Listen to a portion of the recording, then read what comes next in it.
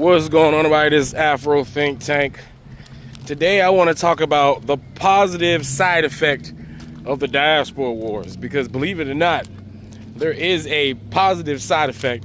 And I don't think that the PSYOPs, the people who run the PSYOPs, the think tanks who conducted the PSYOPs to put this together, right? Getting everybody fighting together. I don't think they really thought this all the way through. Well, maybe it was the only move that they had, right? Because, you know, nature rules still apply, right? And there's certain things that happen that humans are going to do that they can't stop no matter what, you know, human constructs they try to put together.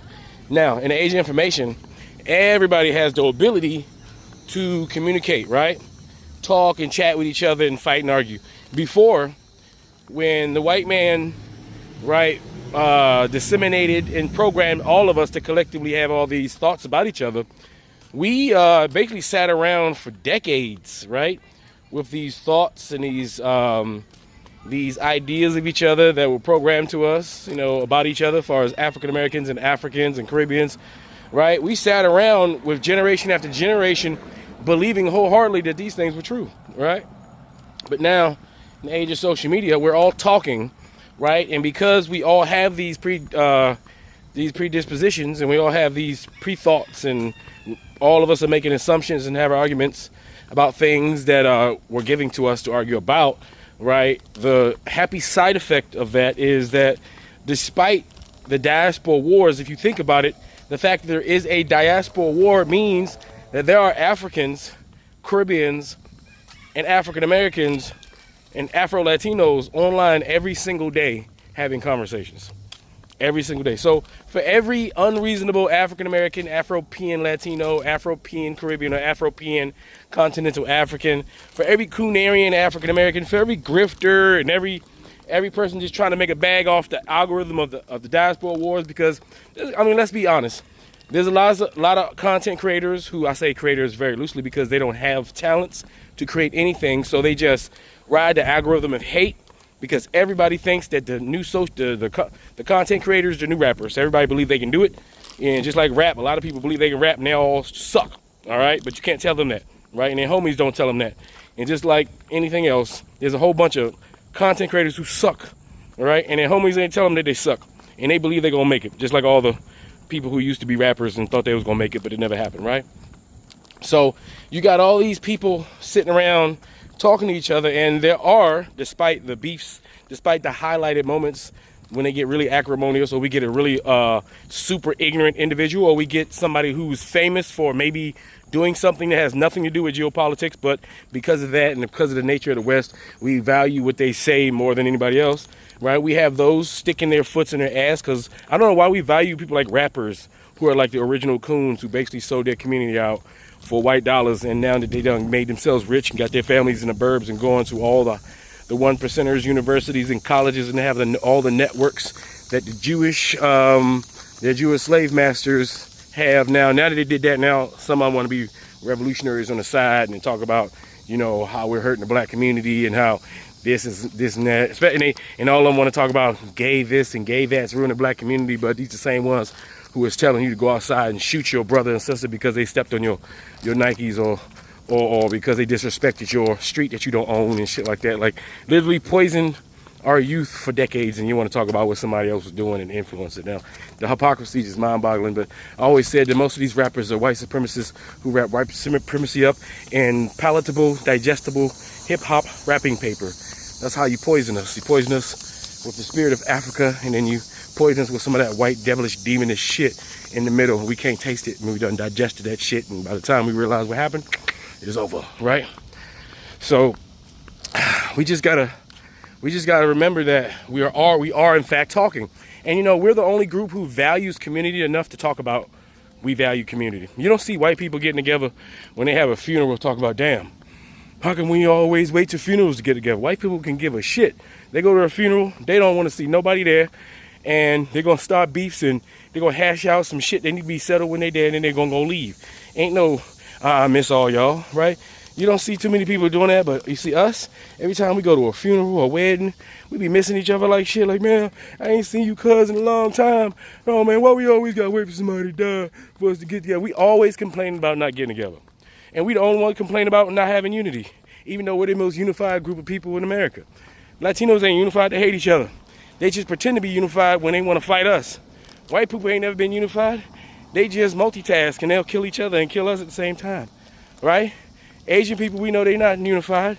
They cut throat, and this is definitely individual with them. You don't see them complaining about how they're not unified online. They will sit there and take that ass whipping that white supremacy give them, and they will just stay quiet. And they think that's a point of pride right there. Keep quiet, stay compliant, and nothing will happen to them. And maybe them white folks give them a butter biscuit or two, right? And even when white people tell them they're never going to give them a butter biscuit, they still have hope, right? That's on them, but not us. That's not how we roll, right? So I just want everybody to take in consideration. Yeah, we talking, but look, we talking though. We talking, but we talking though. And that's the key thing. It's good that we talking. Diaspora wars leads to diaspora treaties. There's many treaties happening. There's many propagandized and half-truths that are being misspelled by all the debates and the fact that black people, right, are waking up every day and they getting on the computers and they looking for other black people to talk about. They're looking for other black people to talk to. They're looking for black places to have black conversations with black people, despite what the damn topic's about. It's happening. And like I said, despite all the division that we see online, a lot of that division is creating unity.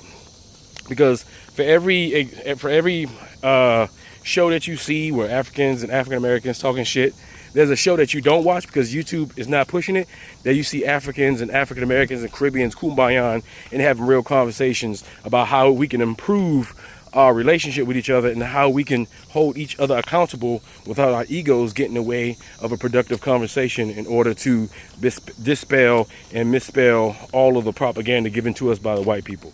Like, that's true, there are Africans, continental Africans, Caribbeans, and Latinos actually trying to fix the problems, and they're willing to say, okay, my group of people, you know, we are guilty of doing this, you know what I'm saying, and you guys, and we understand that you guys are guilty of doing that, but we also are guilty of doing this, and we all could probably do better, right? Those conversations are happening, right? Even though they're not highlighted by the white supremacist algorithm that only want to highlight the bullshit. But don't worry, do not worry, right? Do not worry, because unification is inevitable. Because unification is happening. We are marrying each other. We're going to school together. We're doing business together. We are cooperating with each other. Our nations are doing business together. Our ethnic groups are learning about each other. Our different languages we're starting to interpret what the French and what the Latinos and what the English-speaking Africans are saying, and we're starting to figure out that we all got similar stories, and we all got the same level of ignorance within our community, and all that stuff is just a side effect of white supremacy and white imperialism. And once we get over our egos, because we all do have collective egos and we're very prideful, once we get over the pride and ego of having to accept that, yes, we participated in the disunity of our own people by continuing to believe the white man and his propaganda in an age at which there's enough information out there to take a little bit of effort and dispel all the bullshit that you chose to believe or that was programmed into you because, you know, you're not being lazy and you're doing the work necessary to educate yourself. You know what I'm saying? So anyway, you guys tell me what you think about this in the comment section. This is Afro Think Tank. Learn something, teach something. I'm out. I'm so pro-black, you can't get me to involve myself in diaspora wars. I'm every nigga on this earth. I'm African, I'm Caribbean, I'm Afro-Latina, I'm Afro-European. If you're a nigga, I am you, you're me. I don't know what to tell you. You're me, you're me, I'm you. I don't know. Watch the sun, hit me real quick. Watch the sun. Watch the sun. Bonjour. Who taught you to hate the texture of your hair? Me. Who taught you to hate the color of your skin? Love me. Who taught you to hate the shape of your nose? Love me. And the shape of your lips? Love me. Who taught you to hate yourself from the top of your head to the soles of your feet? Free Sudan! Boycott diamonds and gold! Free Sudan! Boycott diamonds and gold!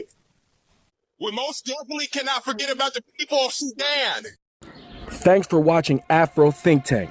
Don't forget to like, share, and subscribe. And follow me on Substack and Patreon for more content. Remember, it's Pan-Africanism or nothing.